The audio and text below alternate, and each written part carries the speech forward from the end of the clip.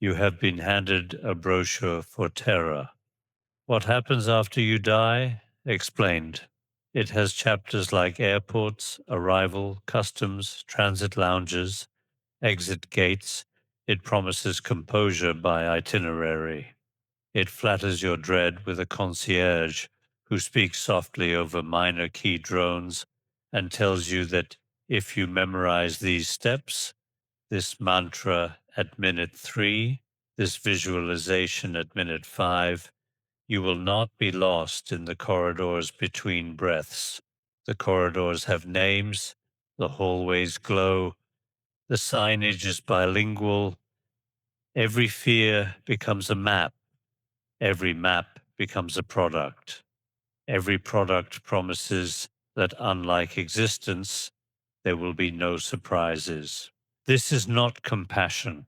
This is tourism built on panic's geometry.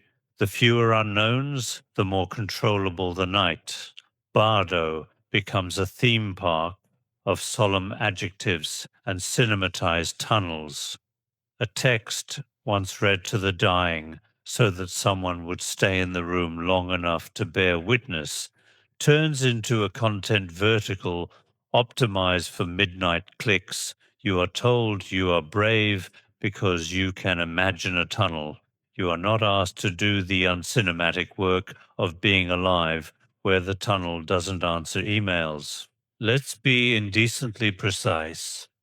A map is a discipline for the living, a way to calibrate attention, to domesticate terror by language, to practice remaining present when presence is everything you do not have. It is not a promise, not a route, not a warranty, but panic hates disciplines because discipline is slow while dread sells fast.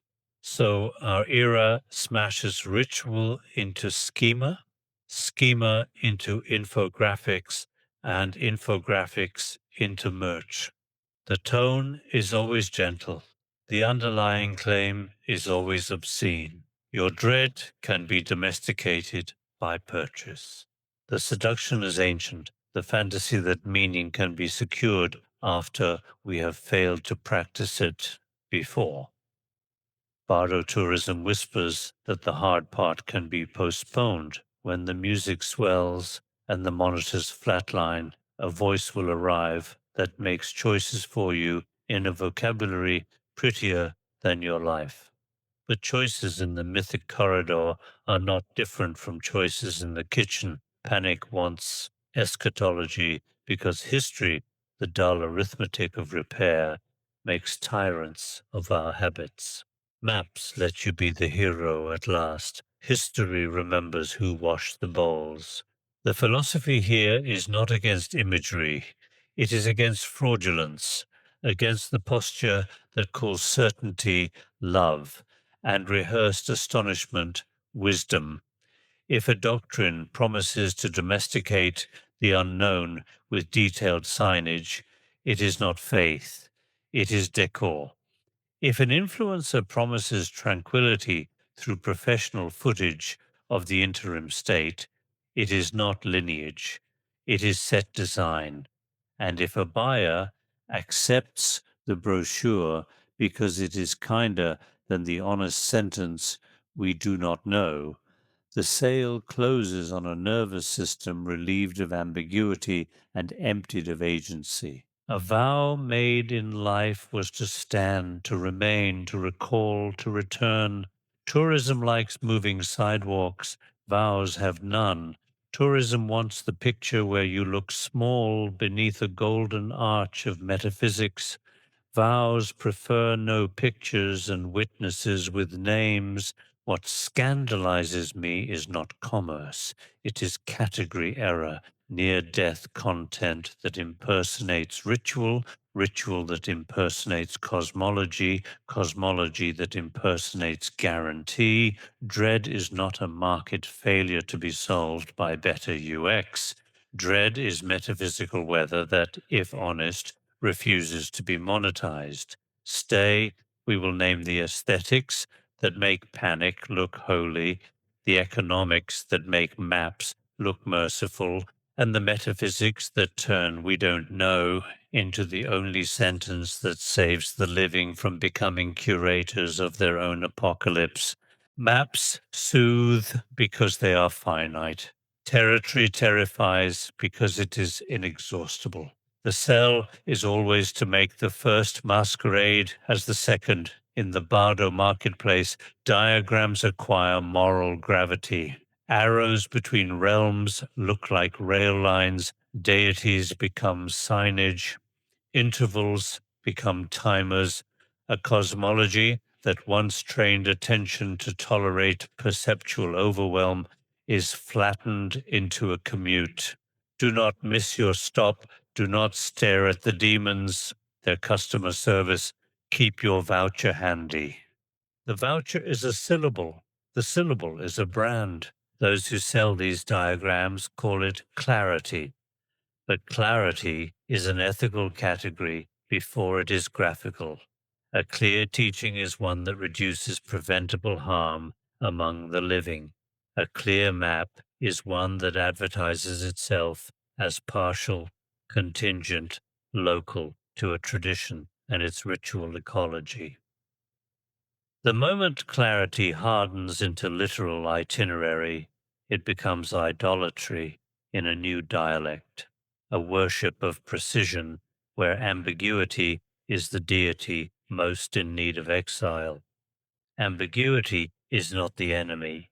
It is oxygen for truth that refuses to be staged. What the cartographers never confess is how linear time sneaks into the diagram and colonizes mystery. They assign minutes to visions, sequences to thresholds, metric regularity to what traditions named with poems because prose would rot the thing we are so allergic to, not knowing that we replace mythic grammar with compliance language and then imagine we improved the world. We did not. We improved our mood while diminishing the cosmos to something a spreadsheet can survive. The other lie is humanitarian. We give these maps to reduce fear, but fear without contact is a substrate for manipulation. A map can be love if it binds people to people. It becomes racketeering when it binds people to a platform that feeds on their cyclical dread. Ritual is a social contract that redirects terror into keeping company. Bardo tourism is a content contract that redirects terror into repeat viewing. Philosophically, a map is a fiction we agree to use because its distortions are useful at a scale. Problems begin when we forget the pact, mistake usefulness for ontology, and enforce the distortions as law. Then teachers become air traffic controllers, students become passengers, and the unsayable becomes customer service. The old warning applies. The finger pointing at the moon is not the moon. The new warning is uglier. The finger is now a thumbnail, and the moon is a call to action button. I'm not defending ignorance. I am defending the grammar of limits where language ends, companionship begins, where diagrams end, attention begins, where certainty ends, the human grows teeth, not to bite the dark, but to hold when the body says let go. Tourism cannot teach holding, it can only film it. The territory, I hear, does not care for cameras. The Bardo reel has a palette, saffron, obsidian, electric teal. The font is thin, priestly, modernist. The drone is in D minor. The bell samples a temple whose stewards were never paid for the recording. There are tunnels and eyes and mandalas with enough polygons to impress the frightened secularist who needs the afterlife to look rendered, to feel real. Authenticity is served by slow motion and floating dust. We are consoled by production value the way a child is consoled by a knight's costume, and we call the consolation gnosis. Aesthetics are not trivial. They are arguments about what deserves attention. The Bardo aesthetic argues that the soul is a camera gliding through holy architecture. The soul becomes an eye. The eye is untouchable. Touch is where duty lives. Duty is where the living often fail. The architecture distracts from duty by staging spectacle of passage.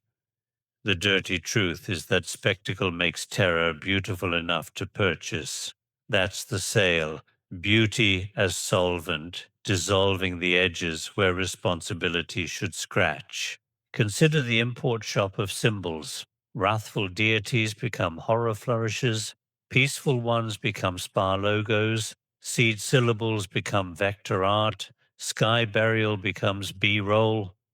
This is not cross-cultural admiration, it is extraction, prestige theft from traditions that took risks to preserve technologies for dying, offered now to a consumer base that would like depth at speed.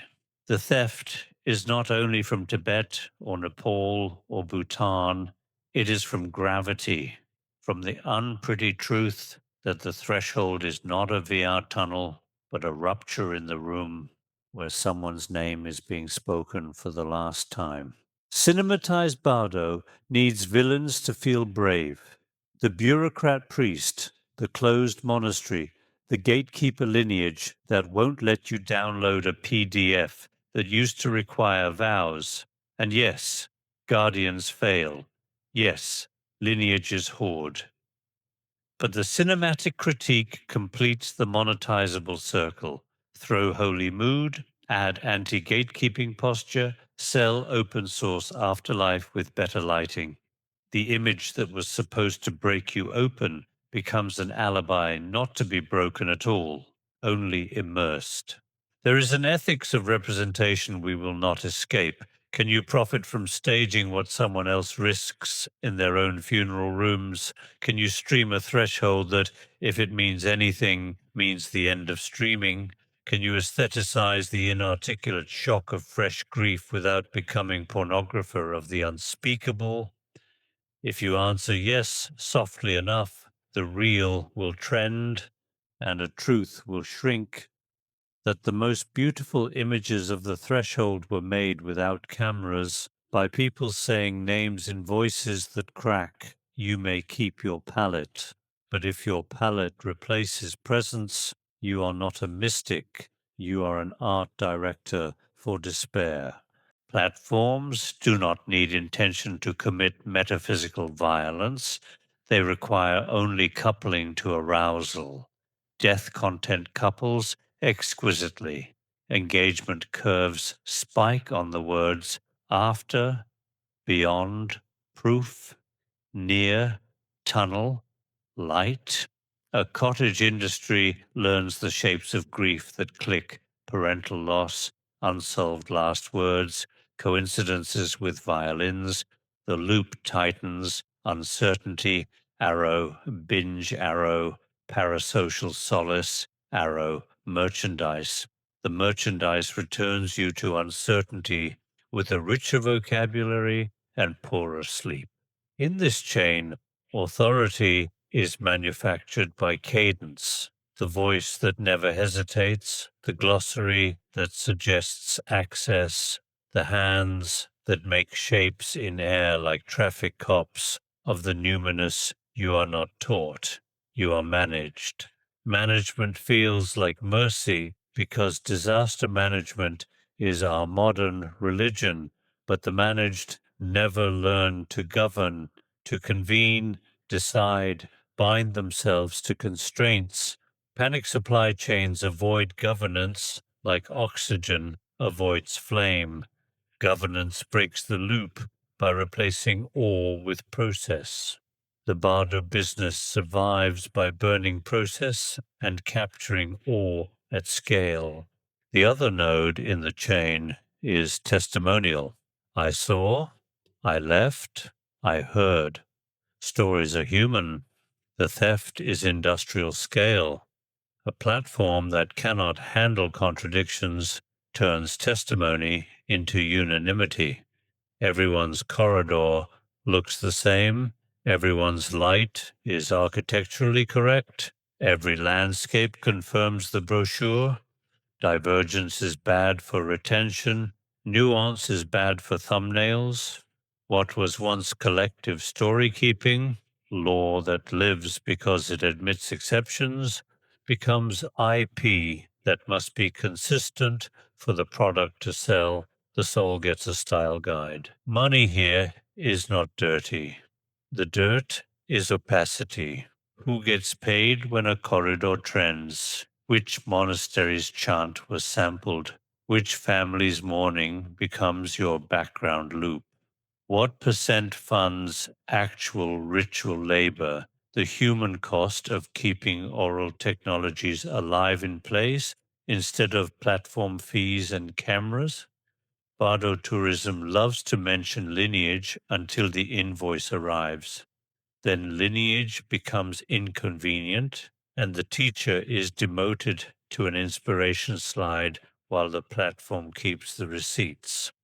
There is another theft. Time panic chains your attention to a horizon you cannot touch and away from rooms where you can touch someone who needs hours, not metaphors.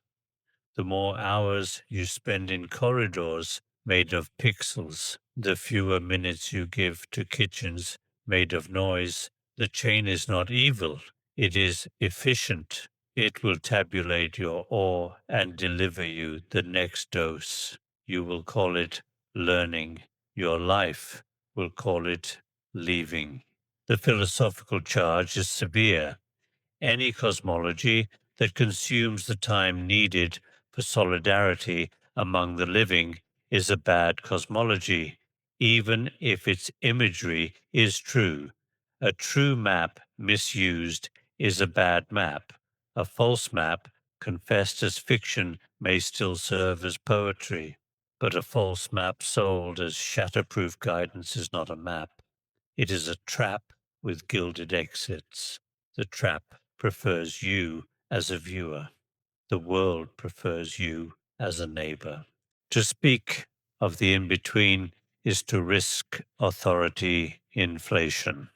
The fewer living who can contradict you, the more your tongue feels uncontested. Bardo tourism thrives on that asymmetry. It creates experts in the unsupervisable, voices who cannot be corrected by the very population they describe.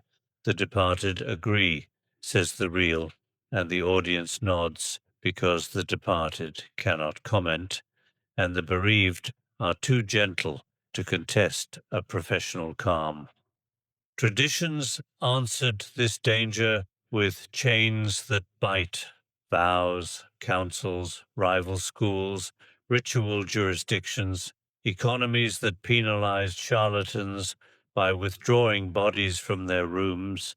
It was ugly and often unjust. It was also a theft-resistant architecture in which claims about thresholds were constrained by community memory. The influencer economy throws off these weights and calls it liberation. What is liberated typically is charisma from the bookkeeping that keeps charisma honest. And then there is translation trespass. Texts that require scaffolding, language, place, time, smell are wrenched into modules and declared transparent. Transparency is the sales pitch of empire. Empire always declares itself a mirror.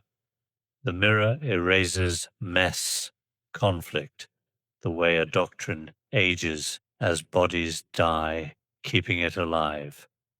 Those bodies are rarely on camera. Their absence becomes proof that the map is universal. It is proof only that we have staged a world in which nothing heavy is visible. The most indecent posture is pastoral usurpation, filming yourself as the one who will read to your viewer when their relatives refuse or are unavailable, selling yourself as the general purpose monk for the post-religious West. Perhaps you are truly kind. Perhaps you would sit in a night that never ends. But platforms arrange your kindness into inventory measured by session length and return rate. Pastoral care becomes ad targeting. Your sincerity is not the point. The supply chain is. Philosophically, speaking for the dead without the pull of the living is a drift toward monopoly on mystery. Monopolies make prices. The price here is humility. It vanishes, replaced by certainty that reads as love. Love, as I learned it, includes willingness to say, "This I do not know," and to submit that not knowing to a room that can rebuke you. Rebuke is a sacrament. Platforms are liturgies without rebuke. If you must speak of thresholds, bleed publicly when wrong, let your claims be draggable into committees that publish minutes, let rival teachers challenge you without being cast as doctrinal cops. If your certainty cannot walk into those rooms, it is not certainty, it is stage lighting. The dead do not need lighting. The living do not need a new priesthood that does not answer the door when the bill arrives. Bardo tourism is an X-ray of desire with an export license. The secular West wants texture for its metaphysics. The Highland East wants cash to keep monasteries from becoming museums. Between them is an unequal swap where symbols cross oceans while accountability does not. A saffron vowel migrates into a Brooklyn loft. A wire transfer migrates into a Gompers roof. Something is preserved, something is denatured. The denaturing is invisible to the buyer because the buyer believes that the true is ingredient-like, transferable without context if you pay fairly and feel reverent.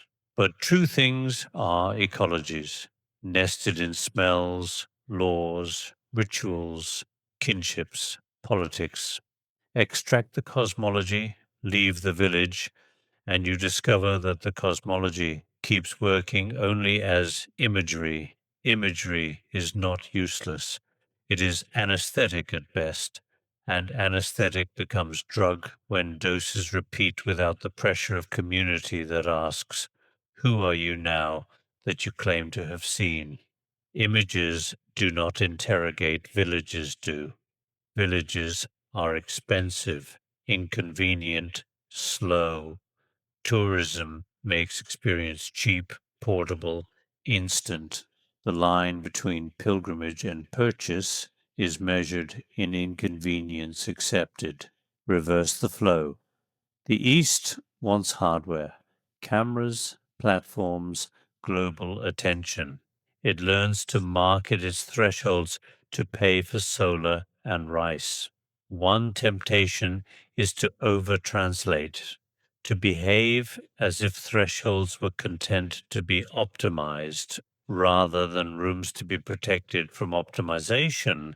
Optimization is the devil in a cashmere shawl. It smiles and says that the thing is now sustainable.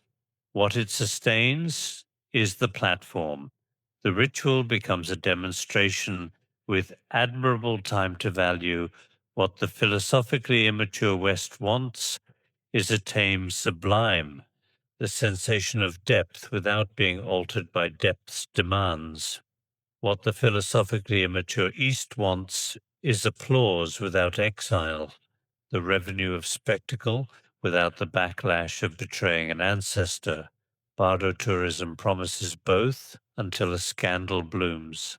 A teacher photographed on a set, a ritual performed for influencers, a village's dead discussed in captions as if they belong to a genre everyone disavows. No one leaves the supply chain. A more adult exchange would trade friction, not images, insist on co-jurisdiction, co-authorship, co-budgeting, insist that every exported symbol drags with it a committee, insist that tourist cosmology becomes local accountability or returns to sender. That would make the reels worse. It would make the rooms better.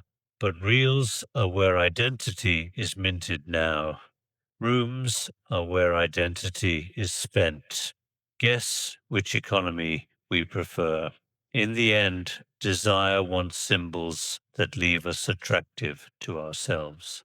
Dharma does not negotiate with that desire. It destroys it kindly. Tourism negotiates with that desire and calls the compromise access. Every honest sentence about thresholds begins with ignorance, not performative ignorance, the coy emptiness that sells mystery, but the humiliating adult ignorance that refuses to insert itself where evidence cannot go. Productized eschatology loathes this because ignorance is bad for conversion, and conversion is oxygen.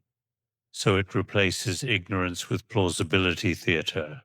Just enough doctrine to sound ancient, just enough neuroscience to sound modern, just enough testimony to sound democratic. You are invited to admire the hybrid vigor. You are not invited to ask for the ledger that shows how many lives were actually altered in the light of these teachings before death. There is a clean way to handle eschatology: silence around what cannot be known and ferocity around what can. Names, debts, repairs, reconciliations, laws.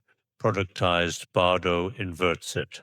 Ferocity around unverifiables, you must believe, and silence around verifiables, who profits.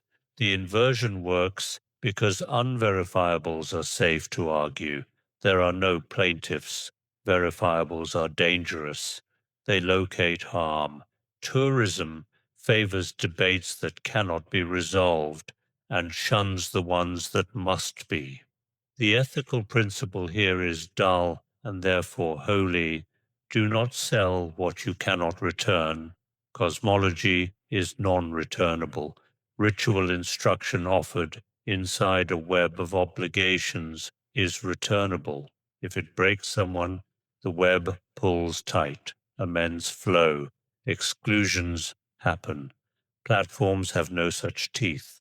They have terms of service, an ethics made of vapor. Vapor is perfect for souls in transit. It is lethal for contracts among the living. You might say, but people are helped. Yes, help happens. Oxygen is oxygen even from a can sold by a circus. But the rate of harm matters when scaled, and the harm of replacing existential training with consumer rehearsal is slow, cumulative. It produces humans more fluent in mythic airports than in kitchens where grief sits and leaks onto real floors. It produces a posture of astonished spectatorship that cannot lift a body. Real not knowing is a furnace. It burns off arrogance and leaves companionship. Productized, not knowing is perfume. It leaves a sheen. Sheen sells because sheen doesn't demand change. I don't know that ends in room making is an ethic. I don't know that ends in branding is a racket. Bardo tourism prefers the racket that glows. I prefer the rooms that smell like human air. Here is the verdict, stripped of metaphor. Stop selling signage to the unmeasurable. The corridor after breath, if it opens at all, will not honor your typography. The beings you invoke will not care about your LUT pack. The light you promise will not grade to match the golden bowl on your altar. If there is passage, it will expose our postures for what they are. Rehearsals made to soothe the public that preferred a map to a neighbor. I am not asking you to despise doctrine. I am asking you to despise counterfeit certainty, the certainty that organizes other people's dread into your inventory if your cosmology cannot survive the simplest audit. Who is paid? Who is protected? Who is named? It is not a path. It is a set. If your ministry cannot tolerate minutes and councils and rival readings, it is not a ministry. It is a monologue with lighting. If your tenderness never risks jurisdiction, it is not tenderness. It is optics. Return the brochure to the fire. Keep the parts that make you kinder before death. Those are not brochures. They are habits with weight. Let the rest burn into the sentence that saved every decent tradition from becoming a casino of awe. We do not know. We can sing, sit, remember, remain. We cannot promise what the tunnel does. We can promise to keep you company until mystery takes your name out of our mouth.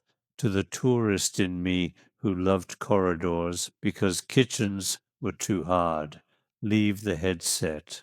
There is a basin, a body, a neighbor, a silence without drones. If there is a Bardo, it will not ask for your login. If there isn't, the only scandal will be how much of this life you spent rehearsing an airport instead of learning how to arrive. If your courage needs an itinerary, it isn't courage, it's tourism. I'm Silent Flame. Die real or stop selling the Bardo.